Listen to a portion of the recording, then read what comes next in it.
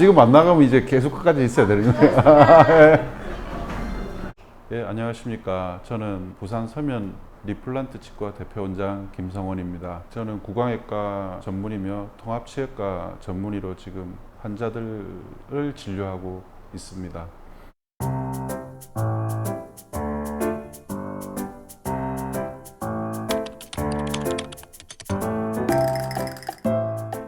학문적인 이야기가 될 것 같아서 주로 제가 환자들에게 하는 내용으로 설명을 드리면 정상적인 주변의 뼈라든지 치아라든지 이런 것들이 사라지고 뼈 내부에서 혹이 커진다고 설명을 드리고 있습니다. 그게 환자한테는 제일 듣기 쉽고 이해하기 쉬운 표현 방법이라고 생각을 합니다. 예.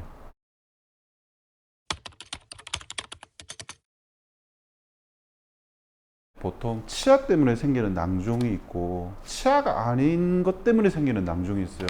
그런데 보통 치아 때문에 생기는 낭종들이 예후가 좀 괜찮습니다.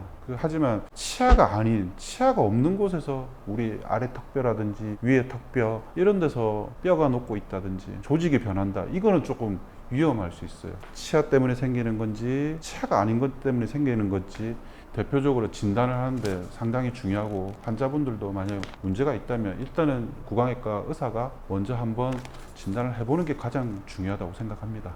예.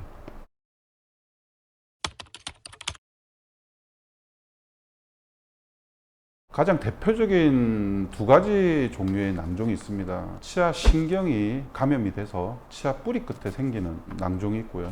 다음에 조금 많이 생기는 낭종이, 흔하게 생기는 낭종이 사랑니, 요 머리죠, 머리. 크라운이라고 그러는데 이 크라운 쪽으로 혹을 만들면서, 혹을 이렇게 만들면 생기는 낭종이 가장 대부분의 낭종들의 범주에 포함될 겁니다. 그 외에 뭐 세세하게 많은 뭐 악성과 양성을 나누는 중간적인 낭종들이 있겠지만 대부분의 환자들은 크게 두 가지, 치아 뿌리 쪽에 생기는 낭종, 사랑니 머리 쪽에 생기는 낭종, 두 가지가 거의 치과에서 많은 수술을 하고 있는 양동들입니다.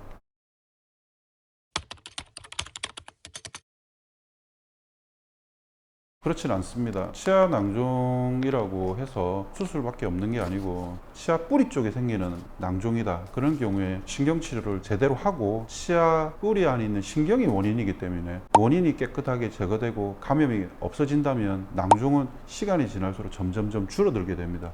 그럴 경우에는 굳이 수술을 해서 낭종을 제거한다든지 그렇게 할 필요는 없지만, 생각보다 너무 큰 인접 조직, 특히 뭐 상악동이라든지 아래쪽 신경 같은데 크게 침범해 있는 경우 같은 경우는 수술로서 제거를 해야 되는 경우도 종종 있습니다.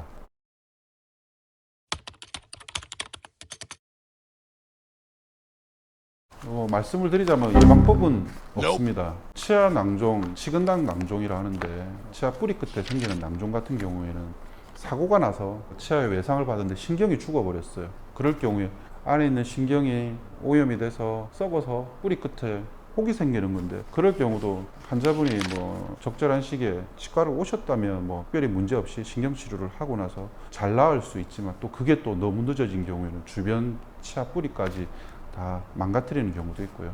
치아 뿌리끝 염증 같은 경우, 그 낭종 같은 경우에 신경치료가 잘못된 경우에, 뭐 신경치료가 잘못됐다는 것도 좀 어폐가 있는 게, 치아의 신경계는 너무나 복잡하고 아무리 신경치료를 잘 하시는 원장님이라 하더라도 100%다 신경치료를 깨끗하게 할 수는 없다고 생각을 합니다. 치근당 낭종 같은 경우 신경치료가 실패한 경우에 치근당 낭종이 생길 수 있는데 다시 재신경치료를 통해서 해야 되는 경우도 종종 있습니다. 그러면 그 모든 것들이 정기적인 치과 검진을 하셔야지만 발견될 수가 있고, 너무 오랫동안 치과를 안 오시다가 아래 턱뼈랑 위 턱뼈가 다 녹아버려 가지고 오시는 경우도 종종 제가 수련 받을 때는 종종 있었습니다. 지금 현재는 뭐 워낙 치과도 많이 있고 조기 검진이 잘 되기 때문에 그런 경우는 없지만, 최소 1년에 한 번씩은 꼭 치과를 내원하셔 가지고 치과 엑스레이를 찍어 보시고, 특히 신경치료 받으셨던 분들이라든지 사랑니가 있으신 분들은 꼭 1년에 한 번씩 정기 검진을 받는 것을 저는 추천드립니다.